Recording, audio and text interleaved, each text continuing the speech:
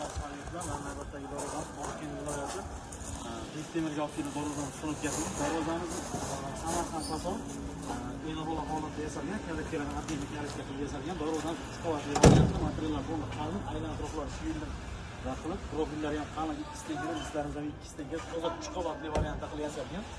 Nalichkalari bilan qo'shib yasalgan darvozamiz. Qo'lni materiallari qalin materialda yasalgan. Sharnilari ham o'sha 40lik pachimdagi sharnlardan 3 tadan qilib qo'yib berganmiz. Darvozamiz og'ir vaznan chiqqan. Bu joyga ikkita darvozamiz sunib qilganmiz.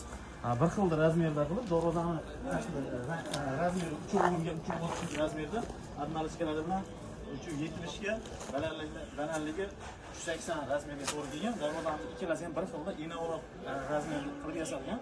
Kalakkalar отдельный kalakka, zaminlari ham zulver zamok, ranglari bir xil однотомli qilib sepilgan. Ikkalasiga ham shu ustidan sharni qilib, orqa tomonlar tekis variantda shuni izolyatsiya qilingan, orqa tomonlardan hech qanaqa profillar chiqmagan, ko'rinmagan, tekis variantda qilingan.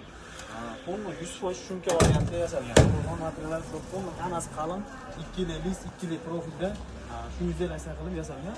Darvozamizni kimga shunaqa darvozalardan kerak bo'lsa, kimga bundan boshqacha 150 xil variantda darvozalarimiz bor.